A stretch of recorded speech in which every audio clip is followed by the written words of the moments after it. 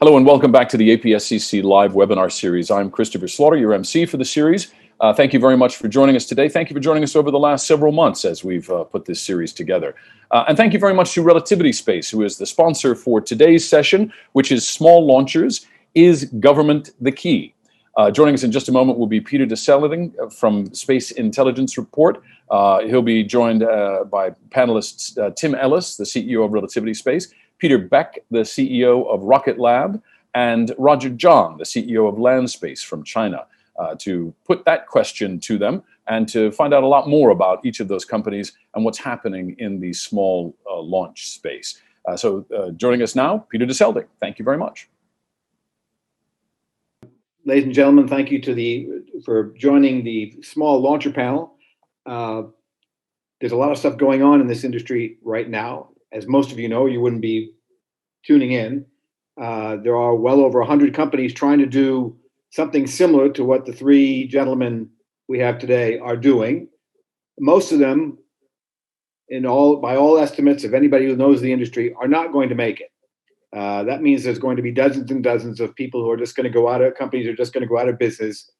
Some of them will have technology issues, some financing issues, and some just access to market issues. So it's not all because they're making stupid errors. It's because this is a really hard business these guys are in. And let me just make a statement, and the three of you can disagree with it later on if you want, but I'm not sure there's ever been a durably profitable launch service provider ever anywhere, with the possible exception of the United Launch Alliance in the United States, which had, thank you very much, a monopoly on the world's richest customer, which was the US government. So what these guys are doing is not easy. Having said that, all three of them have separated themselves out from the pack in different ways, but in ways that are fairly substantial. We are speaking to you today just after a Relativity Space. Tim is here with us, CEO and founder, raised $500 million US. That's a remarkable feat. And Tim will let us know how he's not going to be spending that all before Christmas. Rocket Lab, 16 launches, not just 16 launches, but 16 launches, and now a second launch pad in the United States. Very important, and we'll talk about that and why that's important. And recently debuted what Peter Beck, the CEO, will tell us will be a regular attempt to recover and reuse the first stage of the Electron vehicle. And I have some questions for Peter on whether that's going to be a profitable thing or not. We all know SpaceX, which is held up as an example in the industry, and it is a good example. Whether SpaceX is profitable just on a return on invested capital basis, just on its launch service business, I don't know. We know that the logic of reusing rocket stages is impeccable. What I'm not sure about is the economics. In China, we have Landspace. Landspace has had several funding rounds, had made an attempt in 2018 to launch an upper stage issue, prevented that from being a success. And now Landspace will tell us what they're doing with a LOX methane rocket to try to get back into service in 2021. Another piece of news we've had today, and on the good side, or the last couple of days, is that OneWeb, a constellation of low orbiting satellites, has just left Chapter 11 bankruptcy and is now owned by an Indian telco and the UK government. Telesat Canada, which has had difficulty raising funding for its LEO project, and Tim is relatively interested in that, today announced that their two shareholders are coming together to an agreement that was years in the making. And Telesat will now be a single company traded on US and possibly Canadian public exchanges. That makes Telesat LEO a much easier financing play. We'll see what happens, but that's a big piece of news. So let me start with each of you gentlemen here. If you could spend, I don't know, 3 or 4 minutes each, basically telling us what you feel like it's important to what's happened to your companies and what's about to happen to them. Nothing long-term, please, just 12 or 18 months. And Tim, let me start with you with Relativity. Yeah, of course. Well, thanks and happy to be here. So Relativity over the next 12 to 18 months is focusing very much on getting our first rocket, Terran 1, to orbit. So we're on track to do that from Cape Canaveral at the end of next year. And that will be the world's first entirely 3D printed rocket flown to orbit. So we, last year, due to customer demand, upgraded our payload fairing from 2-meter diameter to 3-meter. That was a really important point to really serve customers like Iridium, like Telesat for their low Earth orbit constellation. And we're just excited to be heads down, even with the 500 million we just announced yesterday. I'd be very heads down and getting to first launch and really starting to dramatically accelerate some of our long-term initiatives that we've been planning for some time now. Okay, give me a couple of milestones between now and first launch, what you judge to be key milestones. Yeah, of course. So a few weeks ago, we completed a mission duty cycle of our engine. So that was a full duration, north of 3-minute long burn of a LOX methane gas generator engine that was upgraded to 23,000 pound thrust. So very exciting milestone recently. And then now we're actually printing the first flight rocket in the factory, as of a few months ago, actually. So it's starting to integrate stages. We'll be doing second stage testing, first stage testing, and finishing the construction of the launch site all towards the end of this year and then beginning of next year on track to that first launch. Okay. Just a quick one for you before we move on to the other two introductions. But your 3D printing business model, are you already now printing out stage after stage, or do you wait for your first flight to validate some stuff before you go into what you might call regular cycle production? Yeah, that's a good question. I mean, it's actually some of both. So we've printed many full-scale articles and done stress testing, pressure testing, cryogenic pressure testing, intentional burst testing. That's all really to validate the 3D printing technology, which we have about a third of our whole company developing day in and day out. So I really view Relativity as being at the forefront of an inevitable shift towards software-defined manufacturing for aerospace. And Terran 1 is the first product and very much what we're focused on today. But when you really think about it, we have to build the world's first 3D printing factory for aerospace, even just to build one rocket. So that's really towards our North Star of one day building humanity's infrastructure on Mars, which is why I founded the company and what we know needs to happen at some point for that future to be a reality anyways. Okay, and we'll get into this more with Peter Beck, of course, talking about reusability, because that's been a headline issue in the industry since SpaceX proved it several years ago, and has now done it enough times so they know how to do this now. If I understood what you've said in the past about what 3D printing is going to do, the economic incentive for you to go to reusability should be less, because there's not a whole lot you're doing in the factory that's very, very costly that you want at all costs to not have to repeat if you don't need to. Is that a fair statement? Yeah, it's definitely less. It's not zero though. I mean, as far as what's inevitable in the industry over the next decade, I feel like a 3D printed reusable rocket, you can't get much better than that, because 3D printing is an automation technology. And then if you also reuse what you've automated, 3D printing, but they're not mutually exclusive at all. Actually, 3D printing lets you have this hyper evolvable design and factory that lets you add in features and improve a product, iterate, never seen before. So yeah, I would not count that out as something that we're not interested in. Okay, fair enough. All right, thanks, Tim. We'll come back to you. Peter Beck of Rocket Lab. Congratulations on your 16th launch. They talk about small launch vehicles as being replacement satellites and just ones and twos, and how can they survive when other people are doing ride shares? But you had 30 satellites on this most recent launch, and you recovered your first stage. Give us a few minutes on what your priorities are. You're fairly public, not publicly traded, but a public guy. People know Rocket Lab, and if they don't, then they shouldn't be on this webcast. So, what are your priorities for the next few months? Well, I mean, for the next few months, there's a tremendous amount going on. I mean, I think everybody knows, everybody knows us as the rocket company, but really we're a space company, and we've recently put our first satellite on orbit, and our space systems division is growing incredibly strongly. So we have missions to the moon for NASA. We have cryogenic storage missions, and we have Venus missions, and a whole lot of other planetary stuff.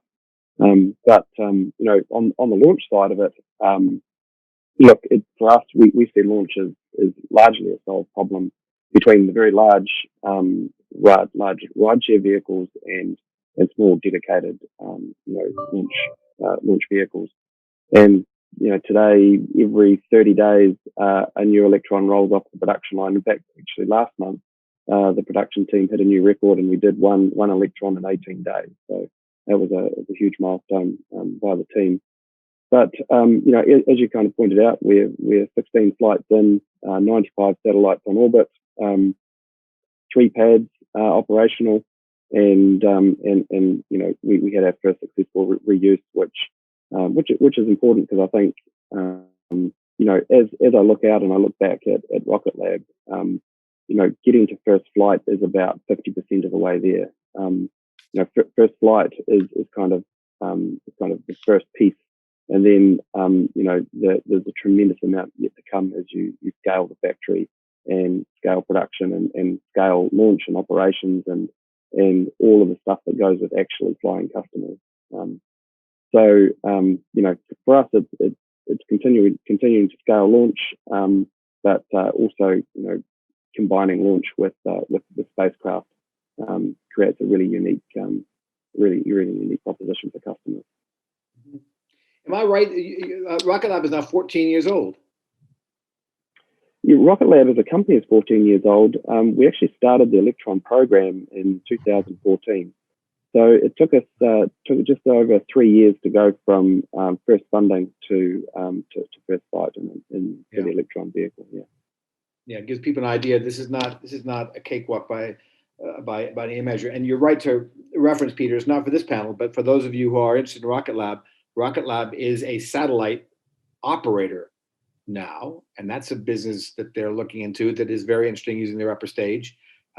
It's one of a number of initiatives in the industry that is making it complicated to determine what people are doing. There are people who are carrying other people's satellites on other people's launches from launch to some specified orbit. But here we're just talking about companies carrying satellites into orbit. On reusability, Peter, have you the P&L for SpaceX is still X'd out of anything I can read. Give us an idea of.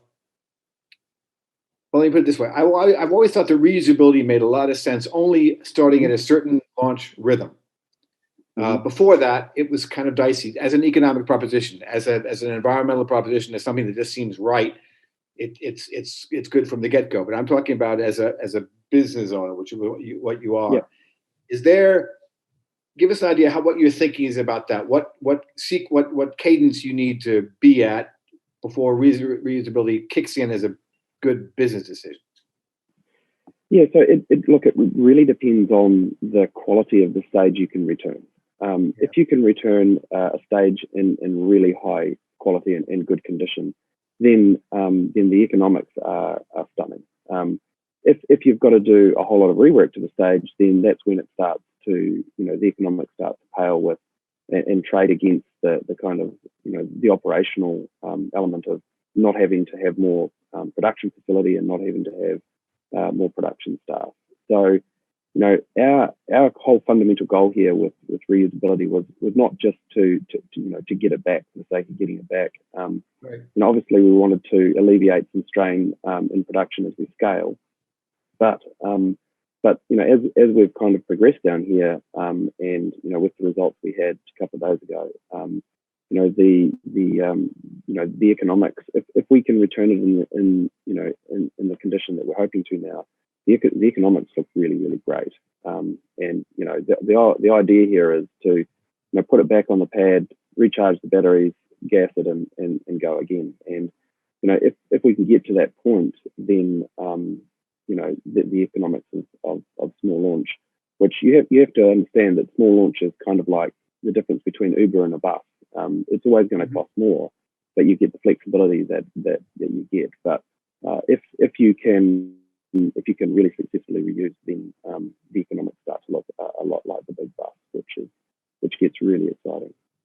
All right. How much do you think now this first attempt was parachute softened, but it still landed in the ocean? So you've got water effects there. So you're going to have to subtract from that before you get an idea of what happened to the stage, as a way of looking for what future stages might suffer during a launch, even as you capture them in midair with a helicopter, right? Which will that start on the next reusable attempt as well? Or when will that start, do you think? No, I mean, the beauty of the approach here is we can iterate and learn. So, we'll get the stage in perfect conditions, stationed down into the ocean before we go out and start burning fuel, trying to scoop it out of the sky with a helicopter. Okay. The thing to get right first is to get it in pristine condition, and then add that extra operational element.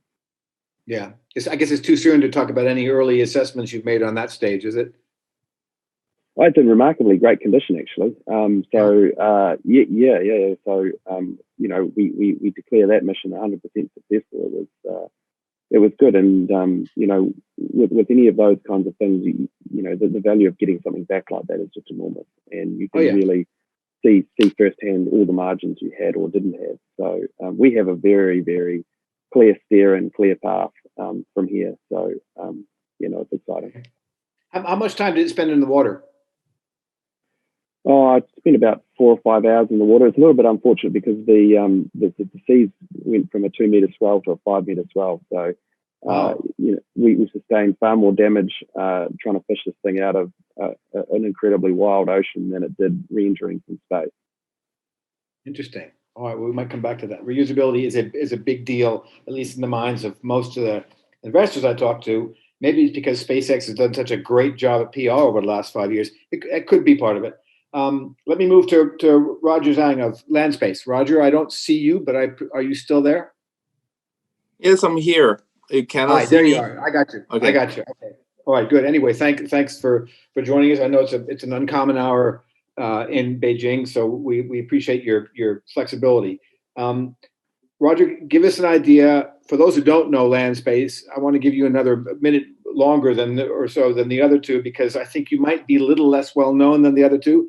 Partly it might be, I'm sorry for the bias here, because you're Chinese. Partly it might be just because you're not as international yet as Rocket Lab. And if you're like Tim in California, you're going to get known just by walking down the street. You don't have to do anything. Everybody's well known in California, right? So anyway, go ahead with Landspace and give us an idea of where you are now with your LOX methane engine, and what I believe you're planning your first launch of that vehicle next year. Yes. Is that correct? Okay. So yeah, that's correct. Walk us through the steps between now and the launch. Okay. So thank you, Peter. So I actually it's just our six years for Landspace, so probably that's why we compared with Rocket Lab, we are still very young. Actually, so far we already raised $500 million from the market, so that enables us to develop at least 5 or 4 times our launcher, the ZQ2 we are developing. The good thing is that we believe we are going smoothly with our engine because since the last year we already did a series of long-range variable thrust trial on our engine. Actually, so far, our full system launcher is already live on our factory. So on 2021, we are going to launch our maiden flight of ZQ2. So we believe it will be very historical in China, most probably globally, because it will be the first oxygen methane propellant launcher probably in the world with a full system flight. So it for sure it is very challenging because we are using a new propellant, the oxygen methane, but yes. On the other hand, we are using very using technologies we are quite familiar with because we have very developed team here, and so we are in a very critical time. So that's more or less what we are doing now. Okay, all right. Who owns land space? I mean, you have raised several $100 million. I know on PitchBook, by the way, for those watching, all three of these companies have received valuations now that, depending on how you look, are between $540 million for land space, $1.4 billion for Rocket Lab, and $2.3 billion with the newest fundraise for Relativity. So there's a lot of investor enthusiasm for this sector of the space business. And that enthusiasm apparently has not diminished, judging from Relativity's most recent funding round, which sort of lit across the sky a couple weeks ago when it was first disclosed as a pretty remarkable event. So who is land space ownership? Thank you for your question. Actually, definitely. Me and my team, we own land space. Yeah, sure, because we are quite private companies. We have raised a series of funding from the capital market. We have investors like Secure, and on the money from the social market point. We don't receive any fund from the country, so that's why we are keeping our own pace to develop the market instead of follow some orders from some parties. Not actually, we are a very market-test company. Understood. All right. So what is your? I said in my introduction that launch vehicle companies don't usually make money in terms of return on investment over time. But some do, and most people, and if you disagree, please tell me, think that unless you are able to get U.S. government or Chinese government business, a launch service provider is going to have a tough time existing if you're in the small launch market, because those are the two governments that have enough regular government demand to sustain not only large rockets, but small rockets as well. Nobody else in the world, not yet India, not yet Europe where I live, not Russia, has a sustainably large demand for launching small satellites to allow a company to survive. So I guess what I want to ask you is, would you agree that getting Chinese government business is going to be crucial for you, or is it just nice to have because you think there are other markets in China that you can get? I believe that will be very important for us to, get access to the market. But in the long run, I do have a belief to some commercial users like Galaxy Space in China, because if we rely on the national budget, it will means that we have to wait for a long run to get access to the market, and then it will be very challenging for our cash flow.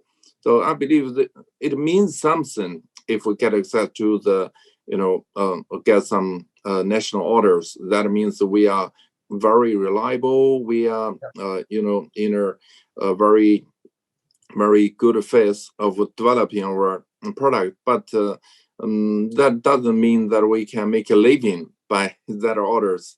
So we have to make something happen. I believe that's a question for all the launcher companies. We have to make something happen, which means we need to, find the path to building a new infrastructure to make the system run. Because the system is not only about the launcher, it's about a satellite manufacturer and satellite applications. Most probably, it is also the launcher's mission to make the satellite manufacturer and the satellite applications happen. You need to get involved in the full circle, or that's more or less what my ideas. Okay, so the launcher tail will wag the dog of the applications and the satellite manufacturer. Yeah. But you think, do you assume that let's assume your business is up and successful in the next 2 or 3 years. You've got a proven vehicle, and you can get the cost down so it's competitive. Do you assume you'll get a lot of non-Chinese business, commercial business, or do you assume that most of your customer set will be Chinese? Actually, we have very, very good relationship with some international customers from Europe, Southeast Asia, and Latin America. I believe as far as we get our first successful maiden flight next year, we are going global. We will get some international customers. Okay. All right. What do you expect would be the average annual launch rate you'd need in order to break even? Cash flow positive, whatever metric you use. Go ahead. Around 8,000 to 2,000 US dollars per kilo. That will be enough for us. Yes, but how many missions per year would you need to book in order to get? 3 to 4 missions. Actually, what we are developing, 3 to 4 missions. Because ZQ2, the launcher we are developing, is a little bit larger than small launcher. Not that large as Falcon 9, but for sun synchronized orbit, 500 kilometers, we have 2.5 tons capability. So it's not that small, actually. Okay, and the last one for you before I want to ask Peter and Tim about the government market.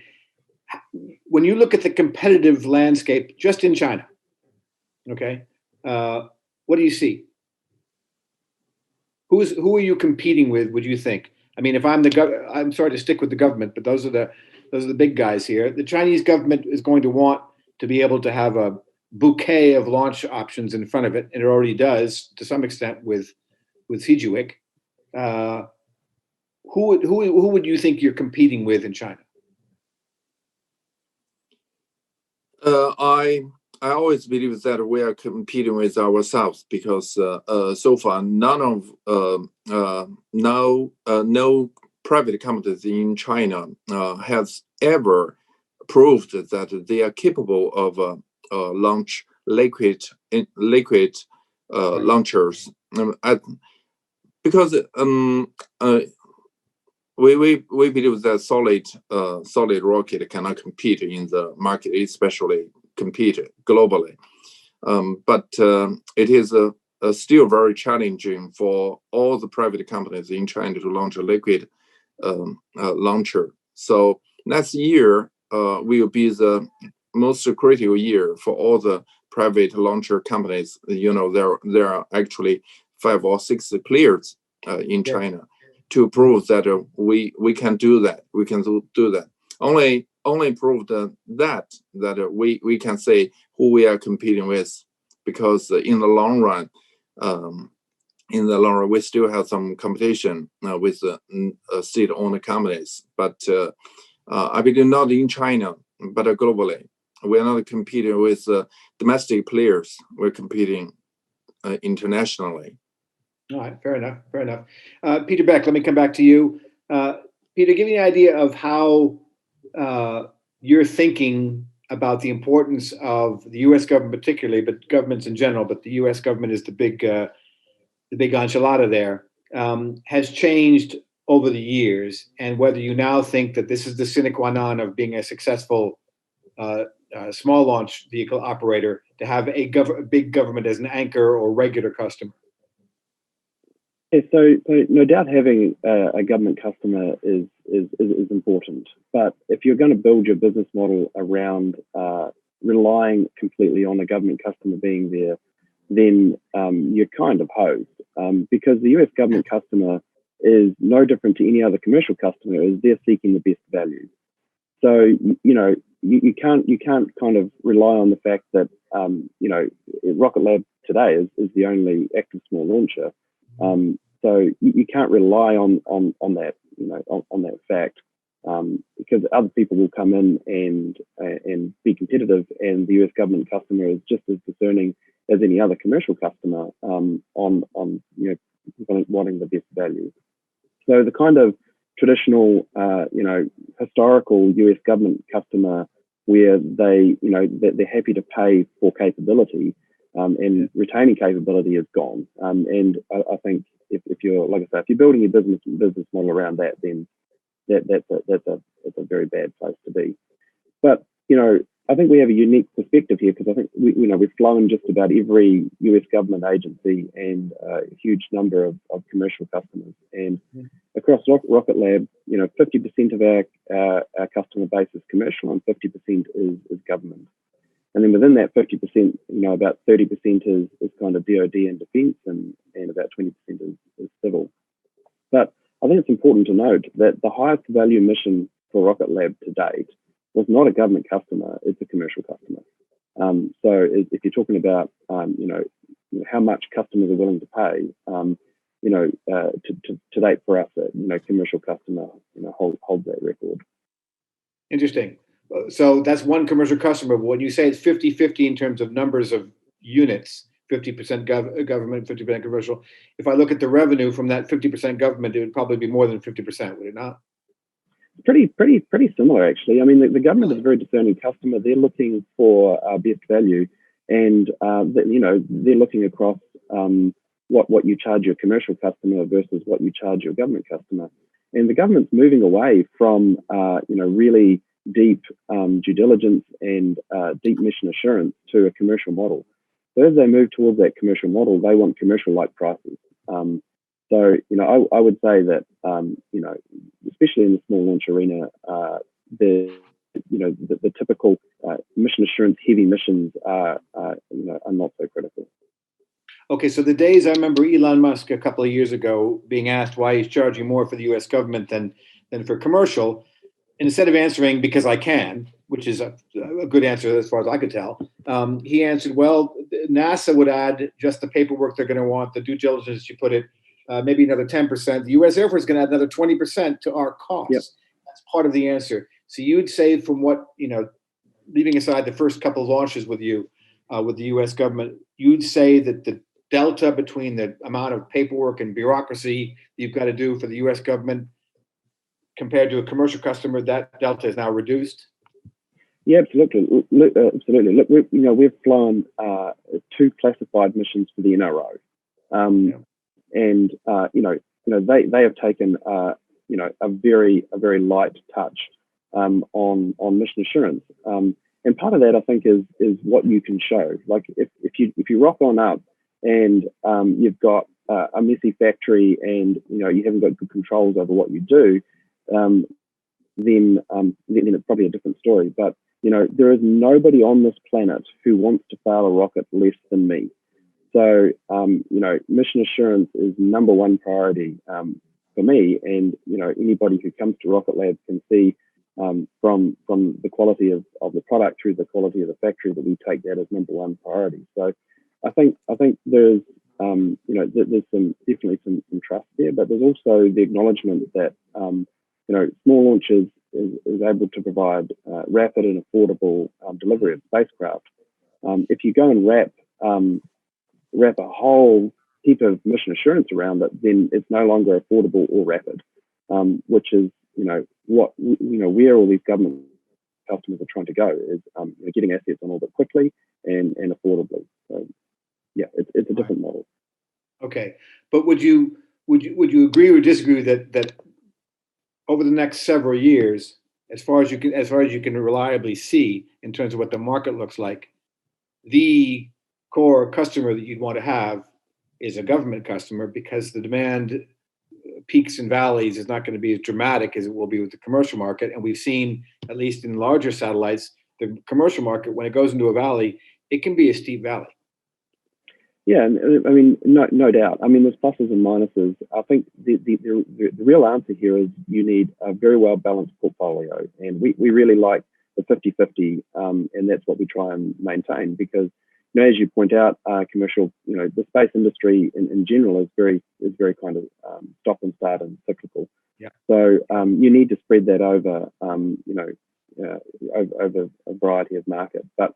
And the two customers are very different. So the US government customer, it's a great customer, but generally they deliver their spacecraft late. And when you've got a launch business, really the perishable thing that you have is a launch slot. So that can cause havoc. They always pay their bill on time, which is great. But a commercial customer is always on time. They have commercial imperatives, so they're always on time. It's just the makeup and the mix and the pluses and minuses of those different customers. So, I think it's important to have both, and it's also important to acknowledge that US government customer and government customers in general have requirement for access to space, just like commercial customers do.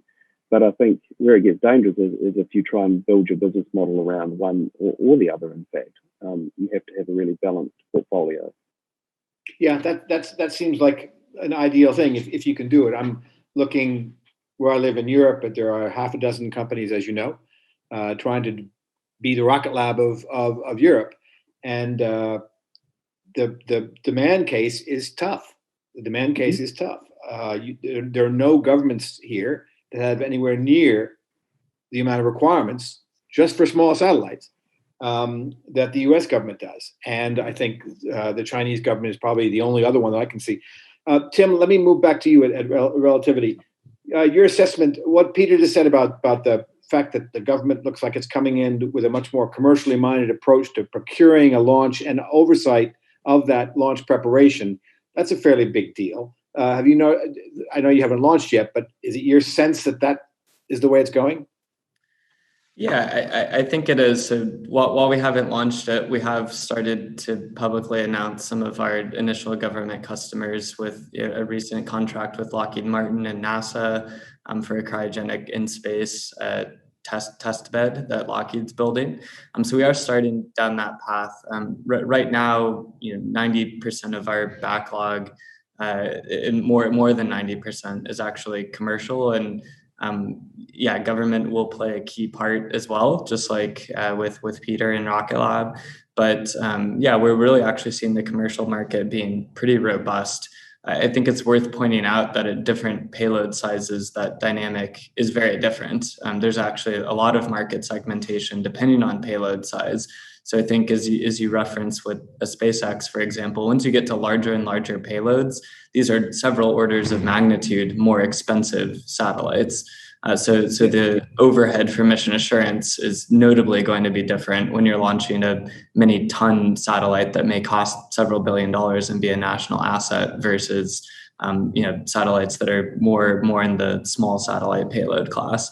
We see it certainly when it comes to CubeSats and small satellites that we would rideshare and aggregate many together on one of our Terran 1 launch vehicles. As you get to larger single sats, kind of in the size of Iridium, it's still actually a pretty good satellite cost to rocket launch cost ratio. But then, of course, once you get to very large ones, the rocket cost is actually very fractional compared to the overall mission cost when you really look at it. Yep. So that's also where I think reliability is important, and ultimately the kind of reduction in cost for sensitive government customers matters a little bit less than the mission success. But I would say even low cost rocket providers have proven that they can have very high mission success through these more kind of Silicon Valley agile approaches to developing launch vehicles that almost all of the venture-backed companies have really adopted. Well, wait a minute. What successes do you mean here? There's only one who's operational. That's the one. That's Rocket Lab. Yeah, Rocket Lab and SpaceX. Yeah, I would say there's. Okay. Sorry. Okay, you meant SpaceX too. All right. Let me ask all three of you a similar question about. It started with India's PSLV coming from a low labor cost country. More recently, what was it, about a year ago or so, that SpaceX announced that it was going to take advantage of the fact that it's launching Starlink, 60-pack Starlinks every month or so, to have their own ride share at a very sexy price of $5,000 a kilogram, I think it was. Arianespace of Europe, another established launch service provider, is going in that same direction, or wants to. You've got Soyuz in Russia, and the list goes on. So, and you might have seen, and I suppose all of you would have been gnashing your teeth, but there was a World Satellite Business Week about 2 weeks ago, and the CEOs of Arianespace, United Launch Alliance, and SpaceX all basically said, small launchers can't survive because we'll scoop up 90% of the business with ride shares at a lower cost than they can do, and what's left won't be enough for many of these companies to survive. They will obviously, everybody makes an exception of Rocket Lab now because Rocket Lab is sitting on a business that's been demonstrated. No guarantee of future success, but Rocket Lab has is the point of the spear in that sense. So Tim, let me stick with you.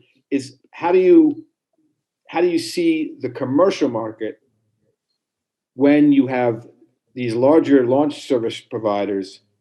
SpaceX might be an exception because they own Starlink and they own the rocket. So I'm not sure what kind of internal financial transaction there is between Starlink and SpaceX, but let's assume it's pretty much free to Starlink.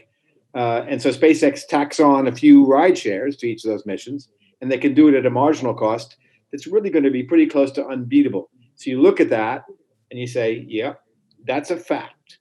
But, and what's the but? Yeah, of course. So I think first off, I haven't met a customer yet that's going to pay a la carte per kilogram. So we talk a lot about dollars per kilogram, but I actually haven't met a single customer that wants to pay that way. They're really looking to get a specific satellite mission to orbit on their timeline. The other factor that no one in the industry has talked about yet that I've seen is it's not just dollar per kilogram in mass, it's also per cubic meter. You need to actually physically be able to fit the satellites in a payload fairing. And if you can't do that, it doesn't really matter. So that's actually, when you look at Terran 1 and the overall mission cost, I think that's another factor that is more complicated and maybe takes more kind of math to figure out. But when you look at total mission cost, like Momentus, which is doing rideshare, Spaceflight, which is doing rideshare, are both customers of Relativity, and they're customers of larger launch vehicles, because they're really just trying to get many satellites to space. There's so much demand for what they need, and what Relativity is going to be able to provide is still extremely attractive, even versus the large launch vehicles. It's very similar if you look at the A380 in the aviation world. It was by far the lowest cost per seat airplane in the world. But there were a few key flaws that made it end up canceled. You had to fill it up. It was a giant plane. You had to fill it up all at once. So there was less flexibility on time. And if you were flying between major cities like San Francisco to Tokyo, you could take an A380. If you were going from Seattle to Narita or Seattle to a smaller town in Japan, now you had to actually take 3 flights if you wanted to fly A380. So the total mission cost was actually quite high. So when you really look at some of the rideshare providers, and then necessarily needing an in-space tug or the last mile delivery service for smaller satellites, we've seen zero attrition of customer demands due to the rideshare program, actually. And I'd be curious, my guess is Rocket Lab is in a similar spot, that there's just been zero attrition of demands due to those types of programs. Peter, let me just have you nod your head to say yes or no or maybe to that. It's sort of, it's nuanced. But Tim's right in the fact that the reality is that that low cost rideshare launch has always existed. And you kind of pointed out at the beginning that whether it's from a Soyuz or from off a PSLV, the low cost rideshare option has always been there. I'll tell you what SpaceX rideshare has done has pulled that across those payloads across to America rather than international. But I think the people that fly on an Electron are not the customers that are interested in flying on these large rideshare missions. They care about orbital accuracy, actually being able to choose their orbit and choose their schedule. So in large part, as Tim said, we've seen almost no attrition of customers onto those rideshare missions because they would always rideshare anyway. But I guess the one thing that and this comes back to the question I get asked like every week is when are you building a bigger rocket? And my answer is always never, because if you build a larger rocket, then you basically end up as just completely as a rideshare vehicle, and now you're competing head to head with the likes of SpaceX, which have very distorted economics, as you kind of pointed out with Starlink. So and that's just not a place. That's a race to the bottom of the barrel and not a place. Fair enough. All right. All right. Roger, let me go back to you. The same question. China Great Wall Industry Corporation is not going to just sit there and let you succeed. And there might be others in China who come up outside of Sedgwick. I don't know if that's going to be the case, but they're going to be trying to take some of your business because why wouldn't they? How do you approach that? Actually, my opinion is that that is fact. There's no but, because actually I'm not worried about the status quo of the market. Actually, because not only for us, for Landspace ZQ2, for Electron, even for Falcon 9, for all the launcher companies, we are all developing our first generation launchers because I believe it is the destination of launchers. They have to go in large or even huge, because for us, we are developing our launchers based on our 80-ton thrust engines. But in future, we need a larger engine, because it is not. I believe it is not only the satellite market we are pursuing, because in future the cargo market is being more and more realistic, and there's more feasibilities. So for small launchers and some middle-sized launchers like ZQ2 from Landspace, actually we still have a bunch of customers even before our maiden flight. I believe there's no in the 5 or 6 years there are still some sellers market instead of buyers market. We are not worried about the satellite launchers at all. But how can we go to the next steps? Is a rocket capable of deliver cargoes to the space or intercontinental? That is the most critical questions we need to figure out. So if I've understood you, you're saying that your vehicle, the ZQ2, is destined to become larger. Is that right? Yes, that is what I mean. Okay. And you think you need to do that despite the fact that China Great Wall Industry Corporation is in front of you with bigger vehicles. You need to do that because your ultimate goal is to transport cargo to low Earth orbit stations or elsewhere. Is that right? Yeah, because like China Great Wall, they are moving quite slowly. I don't think they have the capability to stop us, because they are not the manufacturer, and they are not the one who delivers the launcher directly. They are agent, and we can deliver an approach to customer directly. Interesting. I have to ask you this because you've heard China Great Wall say some things like they're wondering whether some of these startup launch companies haven't used intellectual property that belongs to the state, and the state is Sedgwick. Is that? Could you address that? Who owns the intellectual property behind the technologies you're using for your LOX methane motor? Whose IPR is that? For sure, the IP belongs to us because we have our trademarks and IP intellectuals. We applied more than 400 IPs from our country. Actually, at the very beginning, we chose the oxygen methane propellant because we want to make a difference. We want to make a difference. We want to, copy from the solid engines, the corrosive engines. We want to make something new. So that's part of the reason why we are here. Okay, fair enough. We've only got a couple minutes left. Let me go back to Tim for a second. Tim, you and Rocket Lab are in different points in your vehicle's careers. Obviously, Rocket Lab has been like a Pied Piper, but there are going to be a lot of people playing flute in the next 5 years in the U.S. market. So Peter's going to have to learn to play with the choir.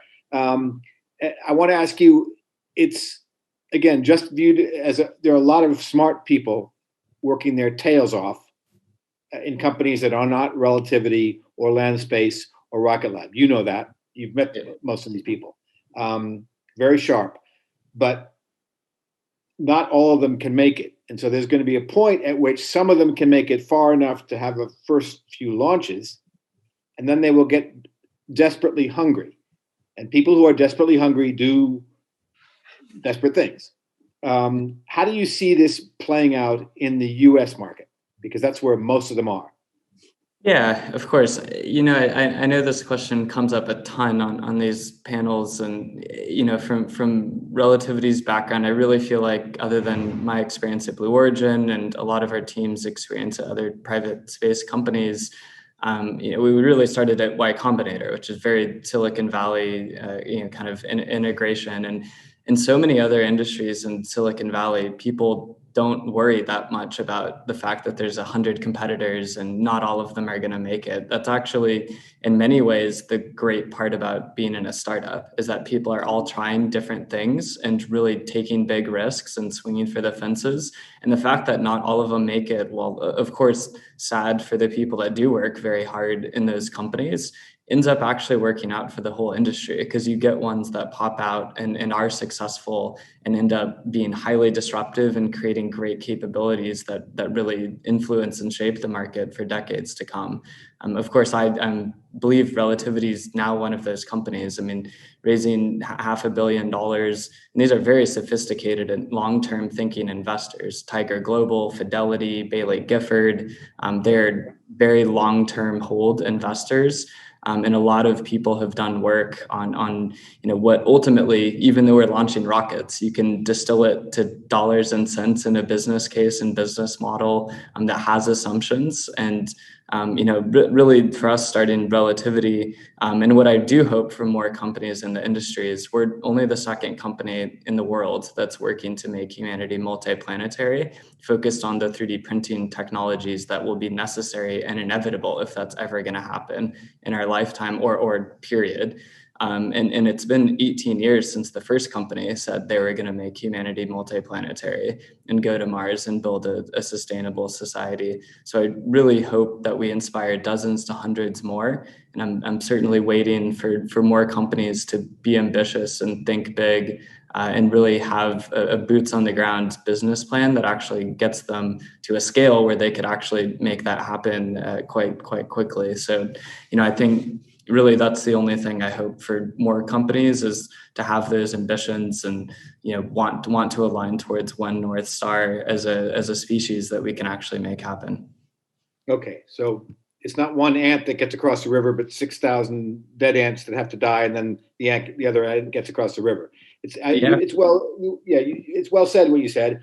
I would just note that unlike a lot of Silicon Valley startups, the launch business is highly capital intensive early on, and I don't know any of them that are getting anywhere without having put in 100 million. That seems to be an entry ticket. But I take your point. I take your point. Certainly, let 1,000 thoughts contend. And investors, the way the math works for their portfolio, again, it's nothing anyone really celebrates when you're part of a team that lost money or failed. But investors are in the business of taking risk, and that's what they actually need to do. When you look at them making portfolio returns as venture capitalists and taking a big swing in a market that's huge, absolutely is a way for them to actually close the case. And they're very smart and sophisticated people, so they know what they're doing when they're taking those risks. They usually do, and you do have some pretty well-known investors in your latest round. One quick one for you on this latest round: did you go in thinking 500 or bust, or did you go in? No, not at all. Actually, to be totally honest, we weren't actually raising at that exact moment. So we still have the majority of our $140 million Series C that we're just executing towards the Terran 1 first launch. So this funding round was really just to dramatically accelerate some of the long-term initiatives. So I very much believe the 3D printing tech we're building, it's much more akin to going from on-premise servers to cloud, or gas internal combustion engines to electric architecture. It's just a total rewrite of the value chain and tech stack that underpins almost all of the products built in the space industry, as well as the aerospace industry more broadly. And that plus the commercial traction over the last year and tech milestones and team growth. And, we've hired more people in our executive team that have launched more rockets to orbit than anyone else in the world, period, like full stop. So really, it's just the experience of the team and that attracted the investment. So you went in, but you prepared a Series D, and then you decided. It was less. Yeah, it was definitely less, and the demand was extremely high and continues to well outpace even what we announced. But that's where we're at, and that's where we're stopping things. Okay. There are some who think there's such a thing as too much money early on, but you say this Series D isn't exactly early on. But let me finish up with Peter Beck. Peter, how do you look at the landscape? Something's got to change between a situation where you're alone and a situation where you're not alone. It's human nature that when you're in a crowd, people act differently than they do when they're alone.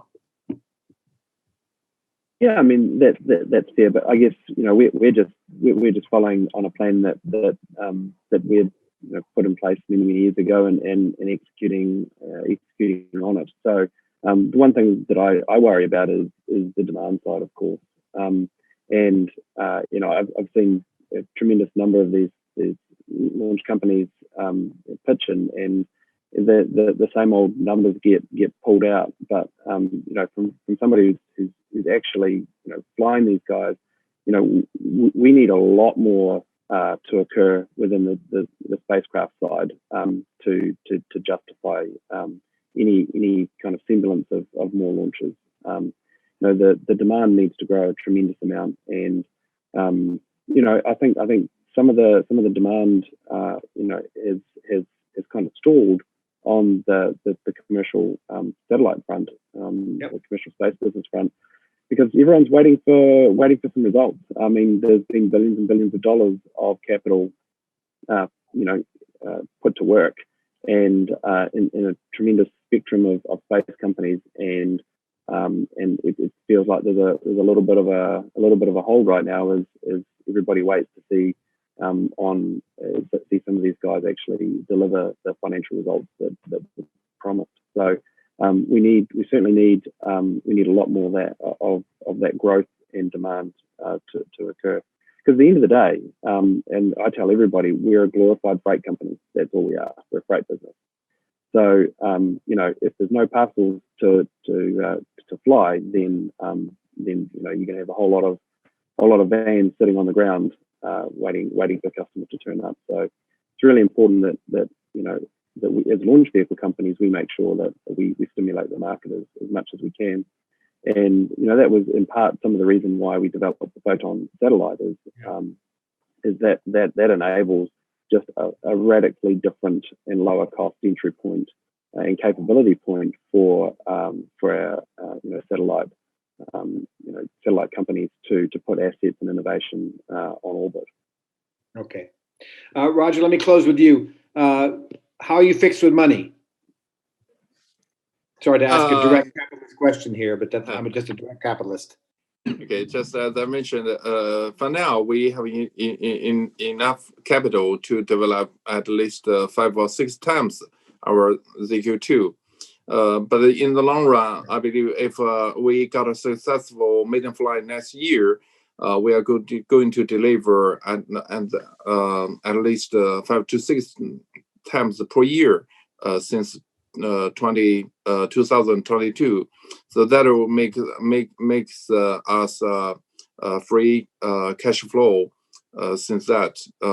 If we are not going to develop our new prototypes in future, that will be enough for us to make a living. But for sure, we are going to develop a larger launcher in the next 3 or 4 years. So that's what we are going to do. So for ZQ2, that will be very critical for the success of Landspace. If everything goes smoothly next year, I think it's not only important for Landspace, for a company, but for the China space industry. We are going global again, going international again. Okay, and sorry, but 2021 starts in 6 weeks. So when you say 2021, first half, second half, when do you expect you might be ready for launch? What's realistic? The third quarter. That's what we are targeting. Q3. Okay. Roger, thank you very much. Tim, Peter, thank you as well, particularly to Peter and Roger for getting up at uncommon hours or staying up an uncommon hour for this. And I will turn it back to Christopher as we end this. Gentlemen, thank you very much. Thank you very much, Peter. Thank you, Tim. Thank you, Peter, and thank you, Roger. Really appreciate your insights there. Very informative and entertaining presentation and discussion there. Thank you also very much to Relativity Space for sponsoring this particular session. Thank you to all of our sponsors, and thank you to all of our participants, not just the speakers in the series, but to those of you who have tuned in to watch us over the course of the last 20 episodes of this webinar series. Look, if you like what you've seen, if you're not a member of APSCC, please have a look at joining the association. You can find out all the details on our website at apscc.or.kr. Have a look there under the membership link, and you can find out more information. Feel free to join. It's actually quite a reasonably priced thing to do. So we look forward to your continued participation in the series and hopefully to your participation with the association. Thanks again, and we'll see you next week.